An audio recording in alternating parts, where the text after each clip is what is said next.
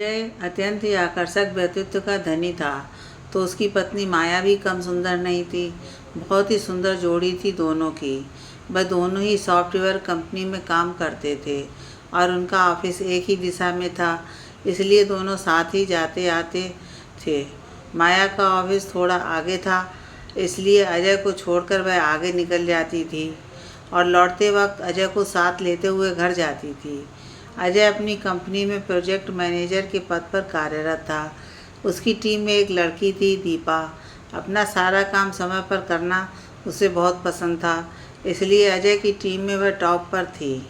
अजय उसके काम पर बहुत विश्वास करता था। दीपा भी अजय की ही तरह देर तक बैठकर काम करती थी। माया अपना काम खत्म करती तब तक 7:30 बज जाते थे। तब वह अपनी कार से अजय के ऑफिस आती और अजय का इंतज़ार करती। अक्सर शाम को अजय और दीपा काम खत्म करके बातें करते हुए नीचे उतरते थे। फिर दीपा अपनी कार लेने पार्किंग की तरफ चली जाती और अजय अपनी पत्नी माया की तरफ आ जाता।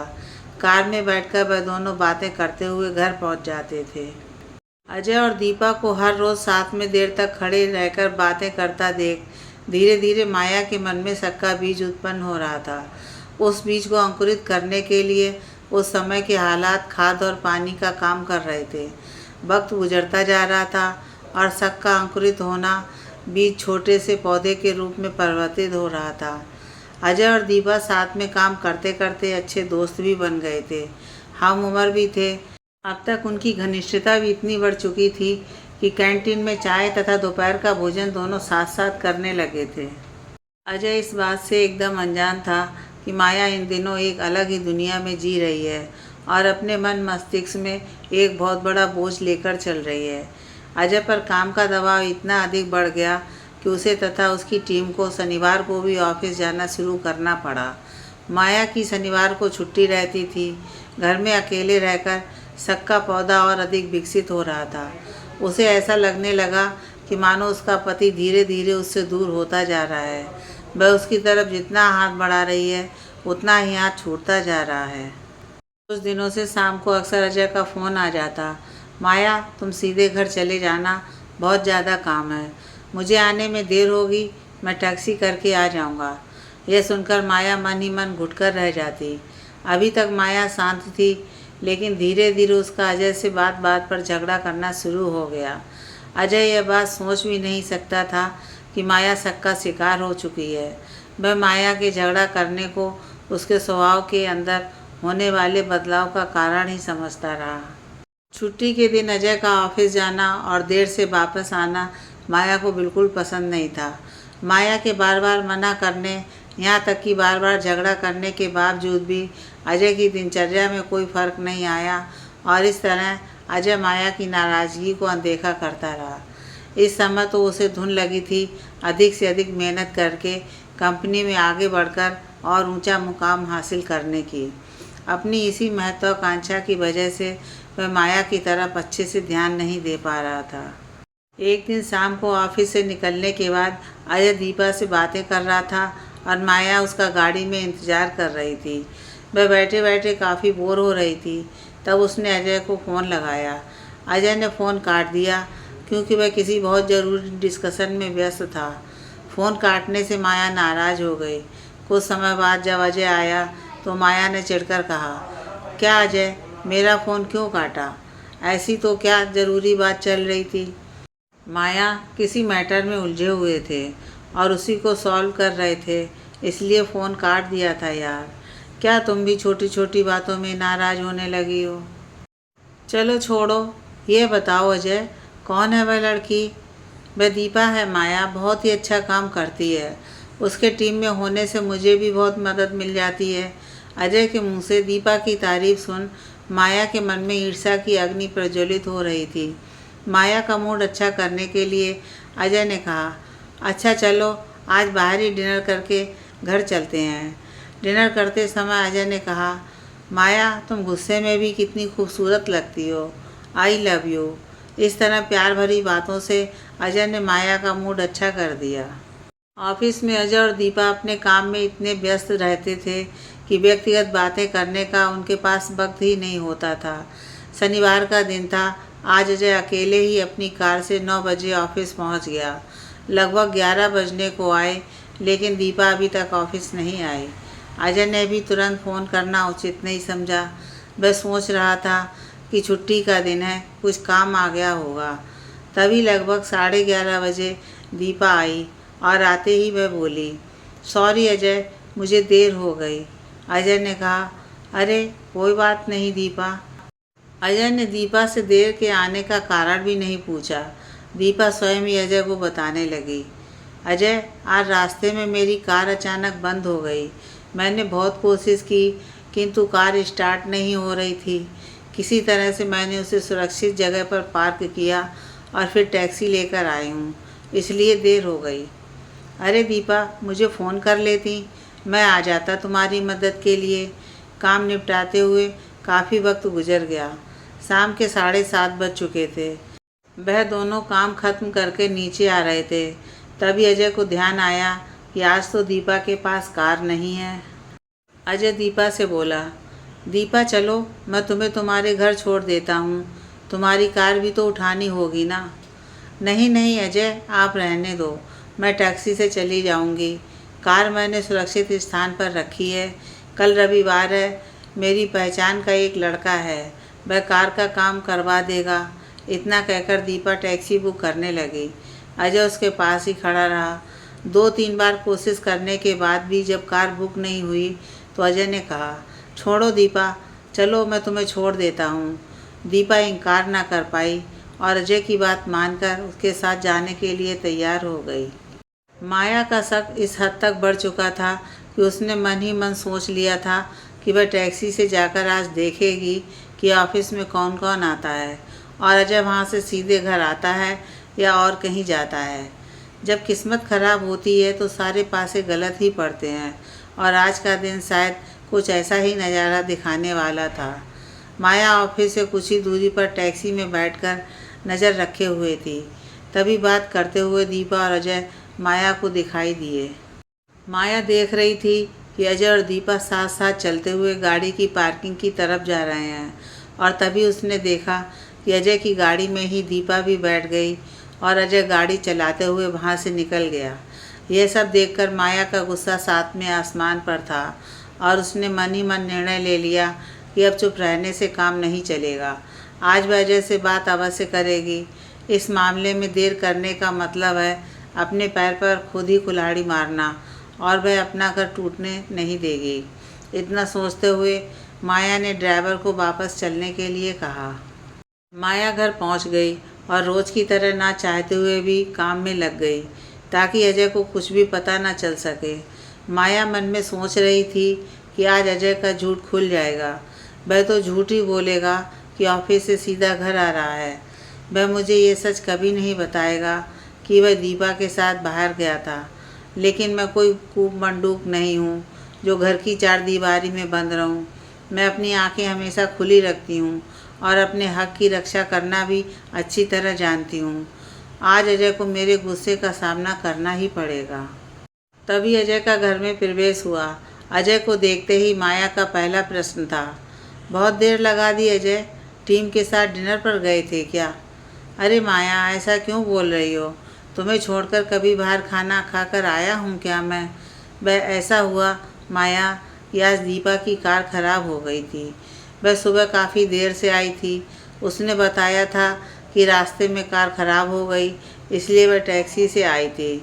अब तुम ही बताओ माया, ऐसी परिस्थिति में क्या मुझे उसे छोड़ने नहीं जाना चाहिए था? उसने तो मना किया था, लेकिन टैक्सी भी नहीं मिल रही थी तो मैं उसे छोड़ने चला गया था, इसलिए देर हो गई। अजय के मुंह से सच्चाई सुनकर माया जितना झगड़ा करना चाह रही थी नहीं कर पाई, अपनी भड़ास नहीं निकाल पाई। अजय ने उसकी नाराज़गी को बिल्कुल स्वाभाविक समझते हुए उसे सीने से लगा लिया। उसे प्यार करके समझाया, माया बहुत काम बढ़ गया है, देखो यदि आगे बढ़ना है तो काम तो करना ही पड़ेगा। तुम चाहती हो ना कि मुझे प्रमोशन मिले, मैं तेज़ी से आगे भी बढ़ूं, तो फिर नाराज़ मत हुआ करो माया। नारी का मन हमेशा ही कोमल होता है। अजय की प्यार भरी बातों से माया का गुस्सा शांत हो गया, लेकिन शक का जो पौधा उसने लगा रखा था वह मुरझाया फिर भी नहीं। आज सोमवार का दिन था। ऑफिस आते ही दीपा ने अजय से कहा, अजय, कल मेरा जन्मदिन है। मैंने ओबराय होटल में बहुत ही छोटी सी पार्टी रखी है, आप आओगे ना? हाँ हाँ दीपा, मैं ज़रूर आऊँगा। और इतना कहकर अजय वापस काम में व्यस्त हो गया। शाम को घर पहुंचकर अजय ने माया को बताया, माया, कल दीपा का जन्मदिन है तो मुझे पार्टी में जाना होगा। अच्छा, कौन से होटल में पार्टी है? कितने लोग आएंगे? माया ने प्रश्न किया। अरे माया, पार्टी ओबराय होटल में है और कितने लोग आएंगे यह तो मैंने नहीं पूछा। सुबह अजय ने माया से कहा, माया, मेरा सूट निकाल देना, शाम को ऑफिस से ही पार्टी में चला जाऊंगा, समय बचेगा। और हाँ यार, परफ्यूम की बोतल भी रख देना। परफ्यूम की बोतल का नाम सुनते ही फिर माया का माथा ठनका। उसके मन में तरह तरह के विचार आने लगे। उसके मन में उठा हुआ शक का तूफान बार बार उसे अपनी बाहों में जकड़ता ही जा रहा था। शाम को अजय ऑफिस से ही तैयार होकर ओबराय होटल के लिए निकल गया। रास्ते में रुककर उसने फूलों का एक सुंदर सा गुलदस्ता खरीद लिया। होटल पहुंचकर जैसे ही वह अंदर गया, सामने से लाल रंग की साड़ी पहने दीपा आ रही थी। आज वह रोज़ से भी ज़्यादा सुंदर लग रही थी। अजय ने दीपा के हाथों में फूल का गुलदस्ता देकर उसे जन्मदिन की बधाई दी। साथ ही उसकी खूबसूरती की तारीफ करते हुए कहा, बहुत ही सुंदर लग रही हो दीपा। अजय को थैंक यू कहते हुए वह उसे अपने साथ टेबल की ओर ले गई जो उसने बुक कर रखा था। अजय ने जैसा सोचा था वैसा वहाँ कुछ भी नहीं था। कुछ लोग वहाँ डिनर कर रहे थे। उन्हें देखकर अजय को यह समझ लेना स्वाभाविक ही था कि वे इस पार्टी का हिस्सा नहीं है। बाकी सब कुछ शांत था, हल्का संगीत चल रहा था। माया खूबसूरत तो बहुत लग रही थी और उसके चेहरे पर उदासी थी। वह ताजगी जो हर रोज़ देखने को मिलती है कहीं खो गई थी। अजय हैरान था कि आखिर बात क्या है। टेबल पर पहुंचते ही अजय ने प्रश्न किया, दीपा, अभी तक कोई भी नहीं आया? मैं सोच रहा था शायद मैं ही सबसे आखिर में पहुंचूंगा। लेकिन अजय की इस बात को दीपा ने हंसकर टाल दिया। काफ़ी समय बीतता जा रहा था। दीपा थोड़ी थोड़ी देर में बाहर दरवाजे की तरफ जा रही थी और बार बार किसी को फ़ोन लगा रही थी। दीपा की इस बेचैनी को समझते हुए अजय ने पूछा, दीपा, क्या हुआ? कोई समस्या है क्या? काफ़ी वक्त हो गया है। यदि ठीक समझो तो तुम मुझे बता सकती हो। शायद मैं तुम्हारी कोई मदद कर पाऊँ। रात आगे बढ़ रही थी। इधर माया की बेचैनी का कोई पार नहीं था। ईर्ष्या और शक के बीच वह पूरी तरह से घिर चुकी थी। शायद वह होश में ही नहीं थी। आज अपनी कार निकालकर वह फिर से अजय की जासूसी करने निकल पड़ी। तेज रफ्तार से कार चलाती हुई माया ओबराय होटल के सामने पहुंच गई। कार रोककर वह सोच रही थी, क्या करूं? अंदर जाऊं या नहीं? यहीं इंतज़ार करके पता लगाऊं कि क्या चल रहा है।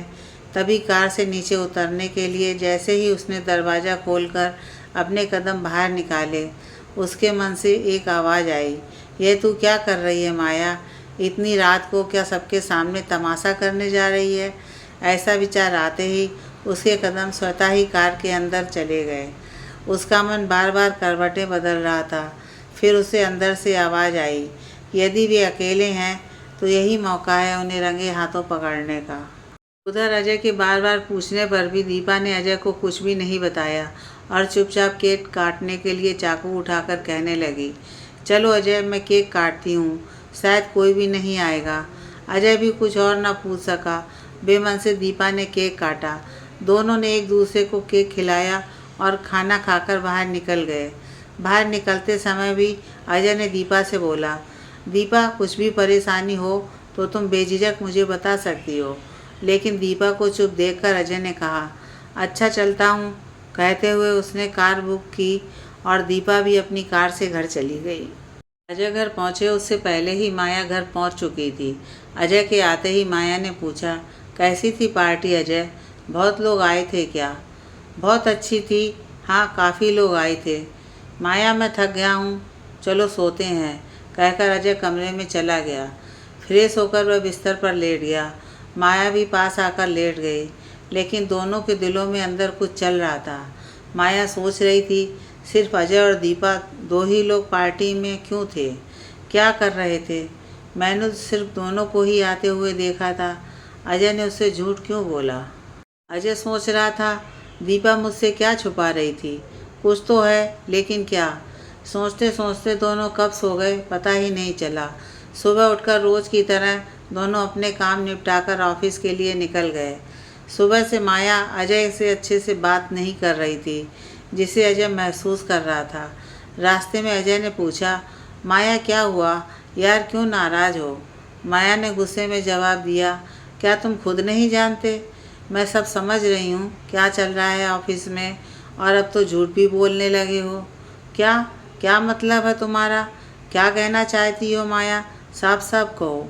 दोनों का झगड़ा चल ही रहा था कि वे ऑफिस पहुँच गए। अजय ने माया से कहा, माया जो भी है रात को बात करते हैं, तुम तब तक अपना दिमाग ठंडा कर लो। ऑफिस पहुंचकर अजय काम शुरू करे उससे पहले ही उसने दीपा से बात करना ज़रूरी समझा। लेकिन दीपा को ऑफिस में नहीं देखकर अजय ने उसे फ़ोन लगाया। दीपा कैसी हो? ठीक हूँ अजय। अभी तक ऑफिस क्यों नहीं आई?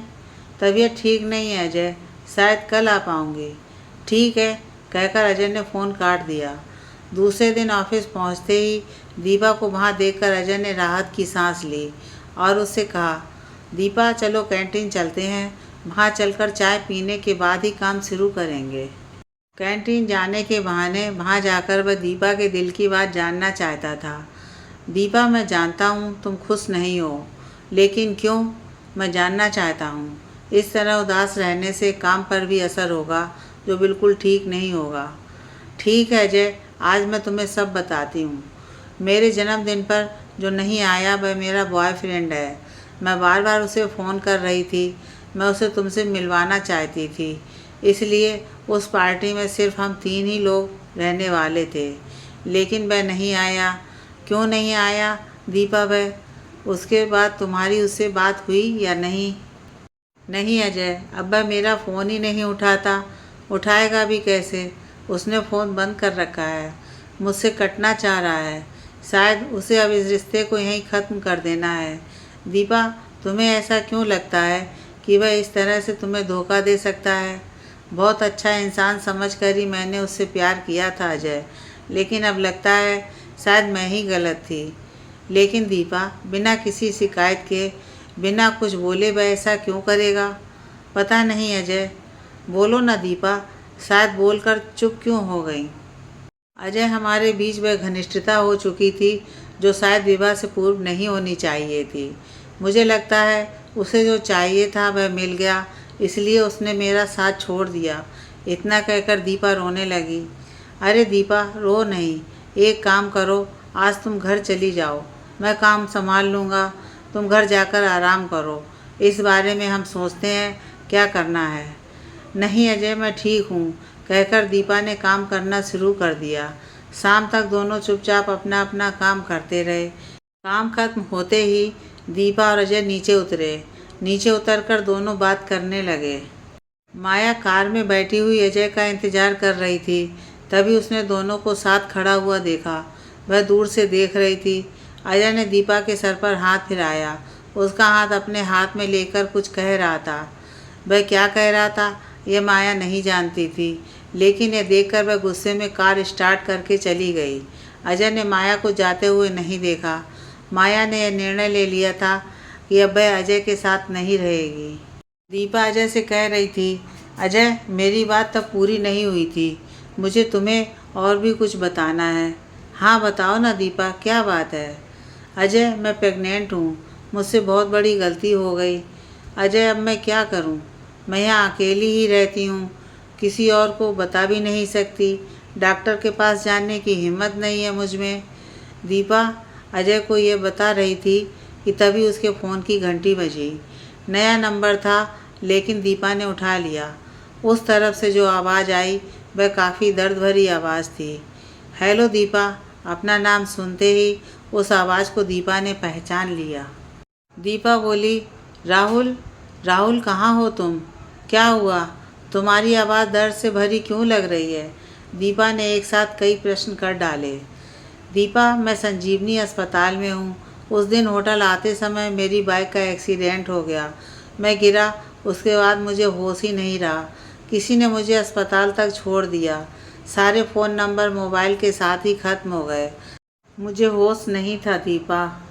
आज ही होश में आया हूँ। शायद दिमाग पर ज़ोर से चोट लगी थी। तुम जल्दी से आ जाओ दीपा, मैं बहुत अकेला महसूस कर रहा हूँ। दीपा ने तुरंत ही फ़ोन काटा और अजय से बोली, अजय, राहुल अस्पताल में है, मुझे जल्दी से वहाँ ले चलो, मुझे बहुत डर लग रहा है। हाँ हाँ चलो दीपा, चिंता मत करो, सब ठीक हो जाएगा। दीपा कार चलाने की हालत में नहीं थी, इसलिए अजय उसके साथ कार चलाकर उसे अस्पताल ले गया। अजय ने माया को फ़ोन कर कहा, माया तुम घर चले जाना, मुझे समय लग जाएगा। माया ने घर पहुंचते ही अपना बैग उठाया और कपड़े तथा सामान जमाना शुरू किया। उसने एक पत्र लिखकर टेबल पर रख दिया, जिसमें लिखा था, अजय, मैं तुम्हारी ज़िंदगी से दूर जा रही हूँ। तुम जब चाहो दीपा से विवाह कर सकते हो, तलाक के कागज़ भी तुम्हें मिल जाएंगे। आगे माया ने लिखा था कि तुम इतना नीचे गिर सकते हो अजय, मैं सोच भी नहीं सकती थी। तुमने मुझे जो दर्द दिया है अब वह जीवन भर मेरे साथ रहेगा।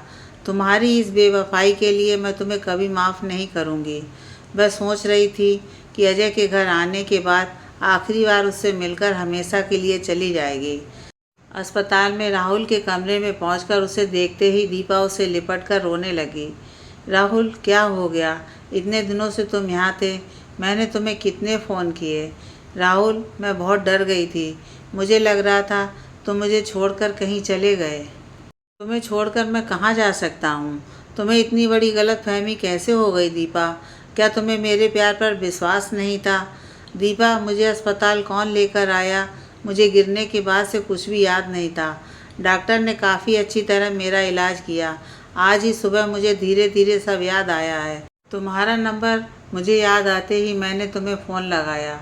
मैंने बेंगलुरु फ़ोन कर दिया है, लेकिन घर पर यह कुछ भी नहीं बताया। माँ बहुत डर जाएगी।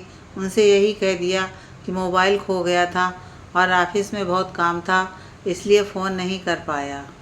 उन दोनों की बात चल रही थी, इसलिए अजय बाहर चला गया। बात करते करते दीपा को एकदम अजय की याद आई। अरे अजय, कहाँ है? मैं बाहर देखती हूँ राहुल। अजय, अंदर आओ ना, मैं तुम्हें राहुल से मिलवाती हूँ। अजय अंदर आया, तब दीपा ने राहुल को बताया, राहुल, ये मेरे बॉस हैं अजय। इन दिनों इन्होंने ही मेरी बहुत मदद की है। अजय ने राहुल से हाथ मिलाया और जल्दी से ठीक होने के लिए उसे शुभकामनाएं देते हुए विदा ली। अजय के जाने के बाद दीपा राहुल के पास ही रुक गई, लेकिन अभी उसने राहुल को अपनी प्रेगनेंसी के विषय में कुछ भी बताना उचित नहीं समझा। अजय जब घर पहुंचा तो माया तब अंदर के कमरे में तैयार हो रही थी। उसे देखते ही अजय ने कहा, अरे वाह, क्या बात है, इस समय तैयार हो रही हो? कहीं बाहर चलने का प्लान है क्या? हाँ अजय, बहुत बड़ा प्लान किया है, अभी पता चल जाएगा। ठीक है, मैं फ्रेश होकर आता हूँ।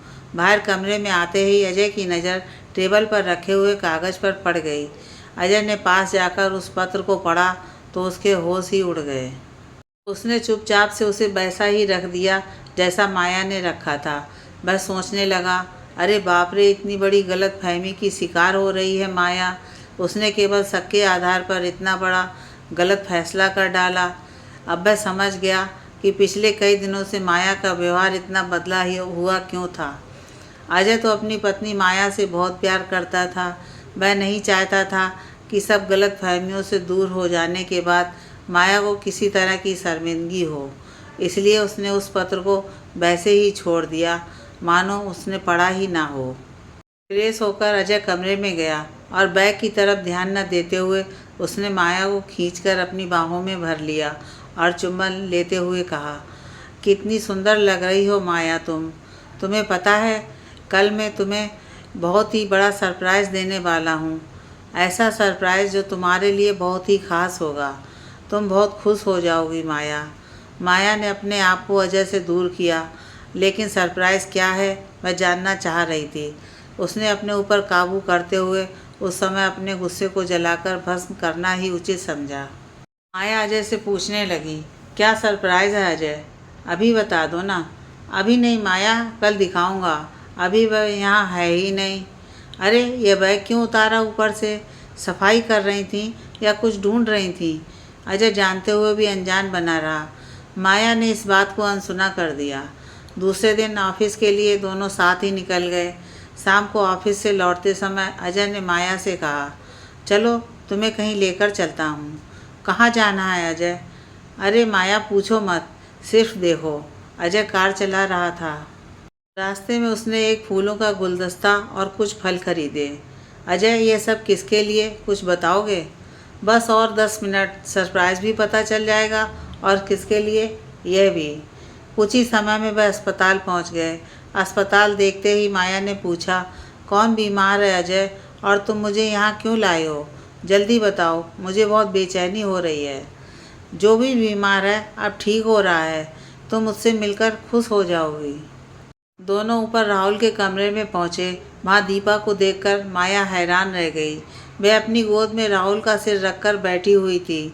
अजय और माया को देखते ही वह उठ गई और दोनों को अंदर बुलाकर बिठाया। अजय ने फिर माया से पहली बार दीपा का परिचय कराया। माया, ये दीपा है, मेरी टीम की सबसे मेहनती और होनहार लड़की, और ये राहुल है, दीपा का बॉयफ्रेंड। परिचय करवाने के बाद अजय ने माया को जन्मदिन से अब तक की पूरी घटना बताई। माया के मन में खुशियां हिलोरे मार रही थीं। आज वह इतनी खुश थी जितनी शायद वह अपने जीवन में कभी नहीं रही होगी। लेकिन अब उसके मन में उस पत्र को लेकर शर्मिंदगी हो रही थी। यदि अजय ने उसे पढ़ लिया तो वह क्या सोचेगा? माया से बात करते करते अजय ने यह कह दिया कि अब सब ठीक है माया। अब तक तो दीपा ने राहुल को गुड न्यूज़ भी सुना दी होगी। Good news? कौन सी good news? Ajay ji, promotion हुआ क्या मेरी दीपा का? राहुल ने पूछा। अजय सकपका गया। उसे लगा उसे ऐसा नहीं कहना चाहिए था, लेकिन तभी अचानक दीपा बाथरूम की तरफ भागी। शायद उसका जी मचला रहा था। बाथरूम में जाकर उसे उल्टी हुई, जिसकी आवाज़ बाहर रूम तक आ रही थी। दीपा के कमरे में आते ही उसने प्यार से दीपा की तरफ देखकर पूछा, क्या हुआ दीपा, तबीयत खराब है क्या? नहीं, शायद कुछ खाने में गड़बड़ हो गई होगी, कहकर दीपा ने बात को टाल दिया। लेकिन राहुल सब समझ चुका था। वह सोच रहा था इतने समय दीपा कितनी मानसिक परेशानी से गुजरी होगी। अब बस मैं उसे और मानसिक तनाव में नहीं रहने दूंगा। कुछ सोचकर राहुल ने दीपा से कहा, दीपा, रिसेप्शन पर जाकर हम सबके लिए चाय का ऑर्डर दे आओ ना। मैं फ़ोन कर देती हूँ राहुल। अरे खुद जाकर कह दोगी तो फटाफट आ जाएगी, वरना बहुत समय लगाते हैं ये लोग। अच्छा ठीक है, अभी जाती हूँ। दीपा के जाते ही राहुल ने अजय से कहा, अजय प्लीज़ मेरा एक काम कर दोगे? बोलो ना राहुल, क्या काम है? अजय, तुम तो वह जानते हो जो दीपा मुझसे छिपा रही है। मेरी तबीयत की वजह से मुझे बताने में डर रही है, लेकिन मैं सब समझ चुका हूँ। उसे अब कोई मानसिक तकलीफ़ ना हो, इसलिए एक बहुत बड़ा फ़ैसला कर चुका हूँ, राहुल ने कहा। अजय, कल क्या तुम एक सिंदूर की डिब्बी मुझे लाकर दे सकते हो? अजय सब समझ गया। वह यह भी समझ गया कि राहुल दीपा को सरप्राइज़ देना चाहता है। तब तक दीपा भी आ गई और चाय भी सबने पी ली। उसके बाद अजय और माया ने विदा ली। कार में बैठकर अजय ने माया से कहा, माया कैसा लगा सरप्राइज़? माया कुछ जवाब तो नहीं दे पाई, लेकिन उसकी आंखों में पश्चाताप के वह मोती थे जो बड़ी से बड़ी भूल को भी धोकर साफ कर देते हैं, माफ़ कर देते हैं। अजय ने चुटकी ली। अब मेरे देर से आने पर नाराज़ तो नहीं होगी ना तुम? माया घर जाकर जल्दी से वह पत्र अजय के देखने से पहले फाड़ कर फेंक देना चाहती थी। यदि उसने तलाक के बारे में पढ़ लिया तो क्या सोचेगा मेरे विषय में, और कितना दुखी हो जाएगा। कितना प्यार करता है वह मुझसे, और मैं उस पर विश्वास तक न रख पाई। उसके ऐसा सोचते सोचते वह दोनों घर पहुंच गए। घर में घुसते ही माया ने अपना पर्स उस पत्र के ऊपर रख दिया ताकि अजय देख ना पाए। अजय जानबूझकर जल्दी से अंदर के कमरे में चला गया ताकि माया को वह अवसर मिल जाए जो वह चाह रही थी। अजय के अंदर जाते ही माया ने वो पत्र फाड़कर कचरे के डब्बे में डाल दिया। अजय के पास जाकर वह उसके गले लग गई और बोली, अजय मुझे माफ़ कर दो।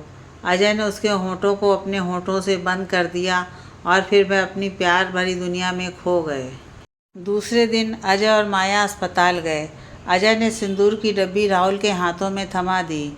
राहुल ने दीपा को बुलाकर अपने पास बिठाया और सिंदूर की डिब्बी खोलकर दीपा की मांग की तरफ अपना हाथ ले गया।